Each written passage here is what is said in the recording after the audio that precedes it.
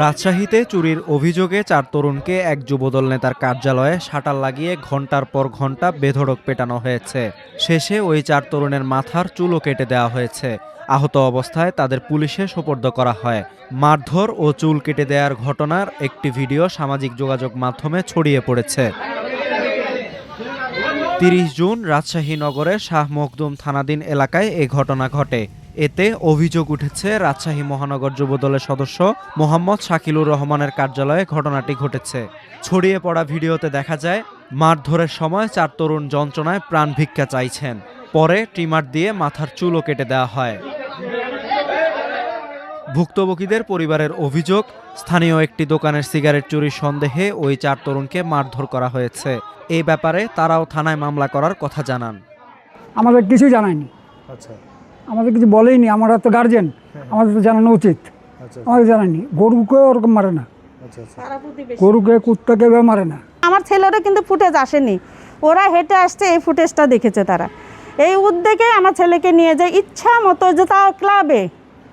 আমি বলি যে একটা এমনি মারে সে হয়, কিন্তু আপনার বিএনপির ক্লাবে শাটার নামিয়ে আমার ছেলেকে ইচ্ছা মতো যে যেভাবে পারছে, ও মানে লাথি থেকে শুরু করে, একটা চোর যদি চুরিও করে, আমি মা, আমাকে তারা বিচার দিত। এসব অভিযোগ অস্বীকার না করলেও ঘটনার ভিন্ন ব্যাখ্যা দিয়েছেন অভিযুক্ত যুবদল নেতা। তিনি প্রথম আলোকে জানান, একটি দোকানে চুরির ঘটনায় সিসিটিভির ফুটেজে কয়েকজনকে শনাক্ত করা হয়। পরে স্থানীয় লোকজন তাদের ধরে তার কার্যালয়ে নিয়ে আসে। পাড়াতে এমন কোনো বাড়ি নাই যে ওই বাড়িগুলো চুরি হয় না ওদের দ্বারাই। গোটা পাড়া অশান্তিতে আছে। সিসি ক্যামেরায় ধরেন আপনার ওই আগে আমি বলেছি যে আগে কেউ গায়ে কিছু বলবি না, আগে সিসি ক্যামেরা দেখ, যদি দেখা হয় তারপরে গিয়ে ওদের বিচার হবে সন্ধ্যার পরে।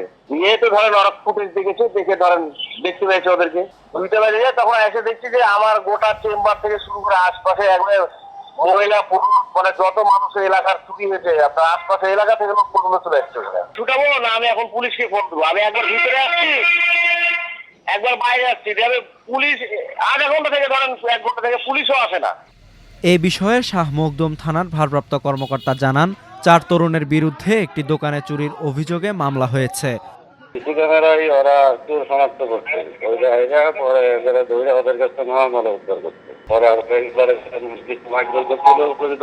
পরে আমরা আবার হাসপাতালে নিয়ে চিকিৎসা হয়েছি। ঠিক আছে, যাওয়ার পরে তার মারতে পারেনি, আমরা যাওয়ার আগে আগেই মেরেছে আর কি।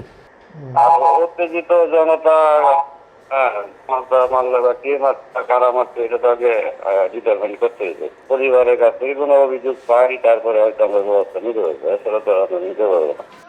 এই ঘটনায় 4 জনকে বুধবার চুরির অভিযোগে আদালতের মাধ্যমে কারাগারে পাঠানো হয়েছে।